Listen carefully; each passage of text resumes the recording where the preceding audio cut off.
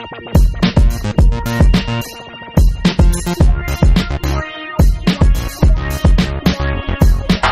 been trying to start this video for a really long time. I'm gonna finally go do it.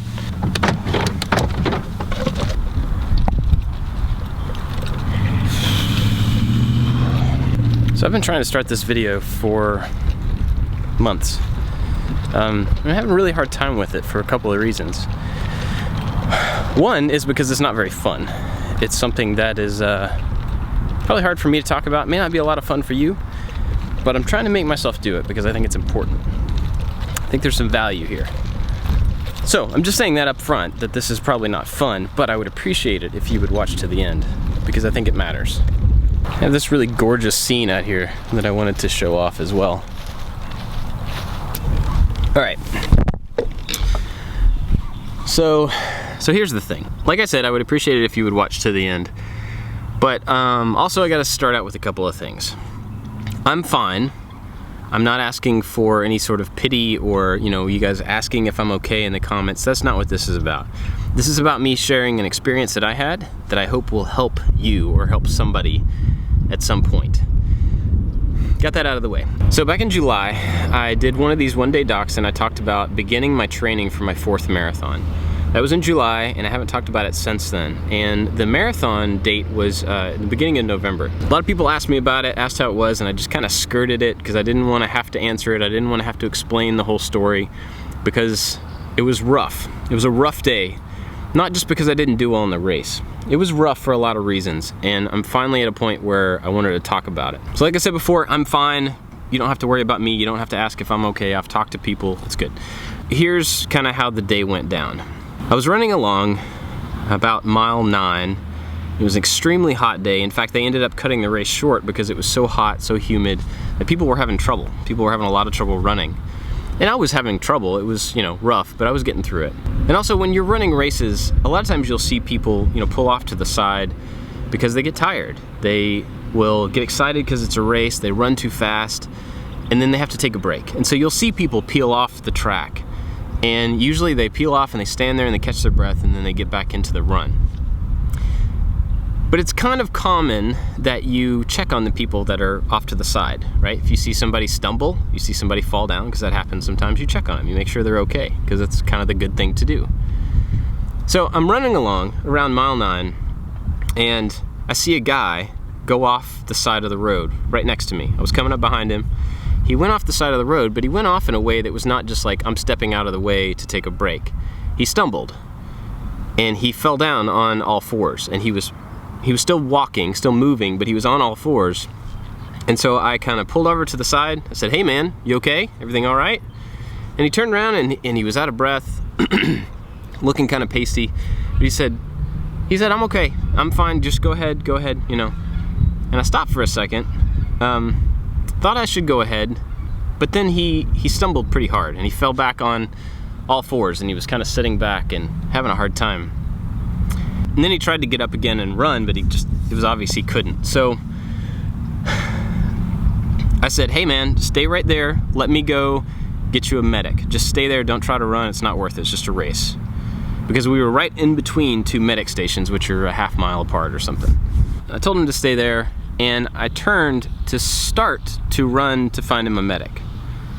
And when I did, he fell backwards onto his back, and his eyes rolled back in his head.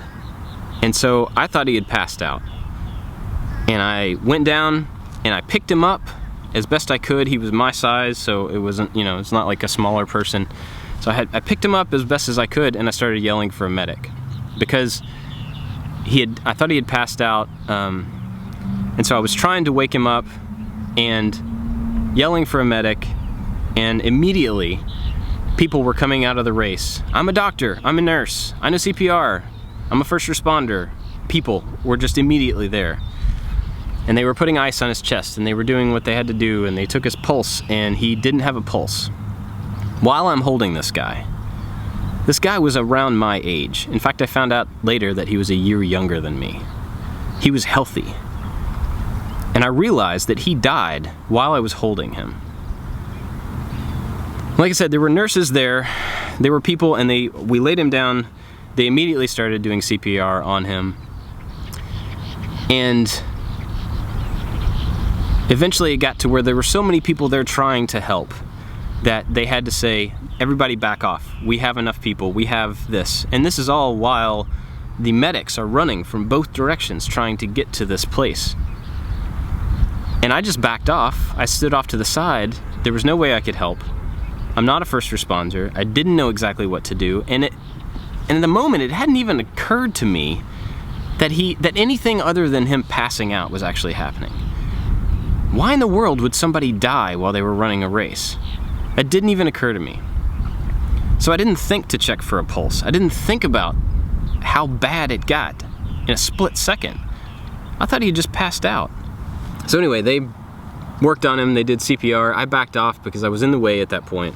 And I just stood back and prayed for him because I didn't know what else to do, honestly. I mean, it just knocked me off my feet. It just caught me totally off guard. It changed a lot of stuff in a split second for me. I've never been faced with death firsthand.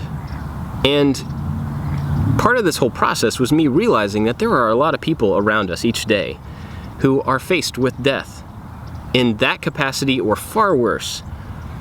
And I had no experience that could help them, that could let me interact with them or understand what they go through.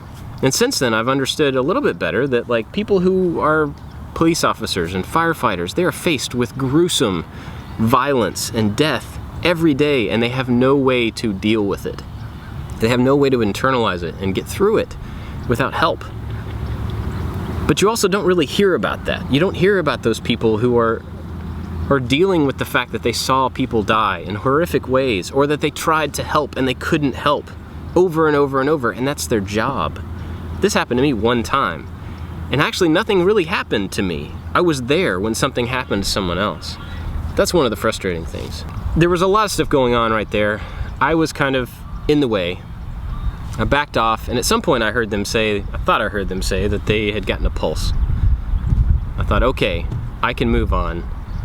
And of course I didn't want to finish running the race, but I was 9 miles out, so I figured I would go around the next loop and then just quit.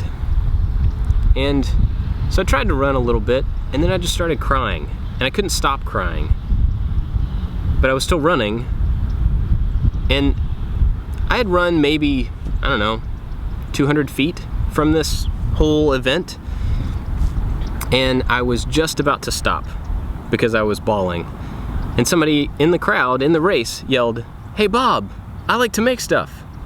And I turned around, and there was this really nice lady. I believe her name was Christine or Christina. I don't really remember now. But she was like, "I'm so glad to see you. I told my husband I would probably run into you on the race. I'm a big fan." And so I talked to her in the moment of me just about losing it.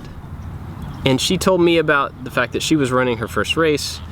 And, you know, we talked for just a minute, but the fact being is, like, her talking to me and reaching out to me stopped me from completely breaking down.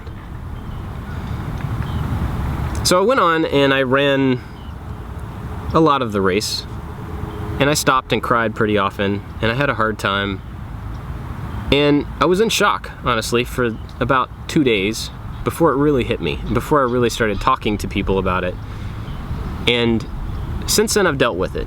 But the thing that's important about this, I think, is that in that story, in that event, we are all at least one of those people, or have the potential to be at least one of those people pretty much every day. Every single one of us is broken and hurt and alone on the side of the road, gasping for air, not understanding why we feel like we're about to die. We're all like that at some point. We are all the person that has the potential to reach out to somebody like that and just make sure they're okay, and to try to get them help, even if we don't know what to do, even if we don't know how to make them better. We have the potential to reach out for them on their behalf and get them help. We also have the potential, when someone is hurting, to just say something nice to them, to say it's good to see them, and that can stop them from breaking down. Just like Christine did for me. We all have the potential to go save a life to reach out to somebody who's just in a bad spot and yell for a medic, you know? We have a chance to be a medic if that's who we are. We have a chance to actually save lives and to put ourselves in positions to where other people's lives are more important than ours. There's just a lot there. There's a lot of different things that we can do to help the people around us, whether we know them or not, whether we think that they need our help or not, whether we know what to do or how to help. We have tons of power to take care of people. And I just really hope that we take advantage of all those opportunities to help people.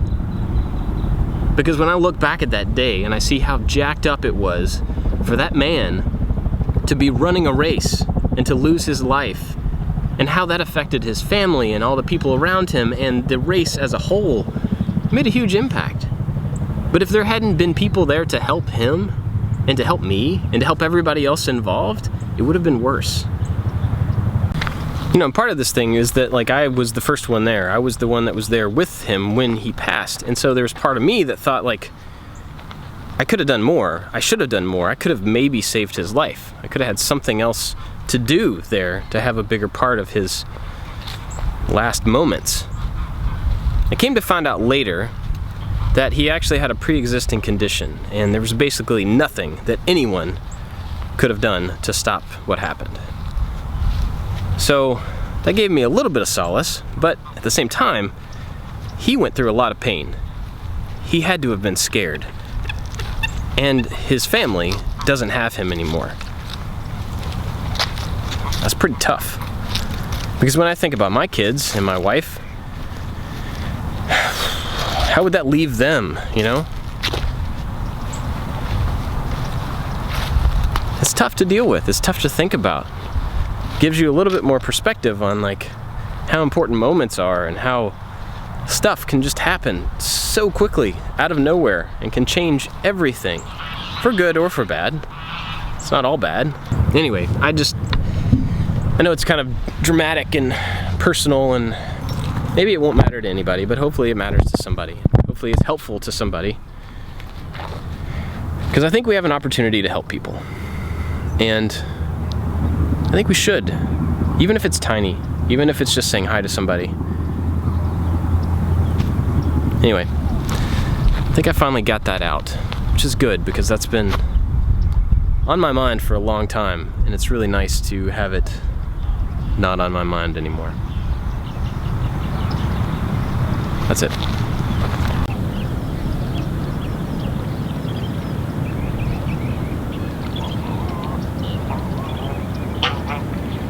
Wow.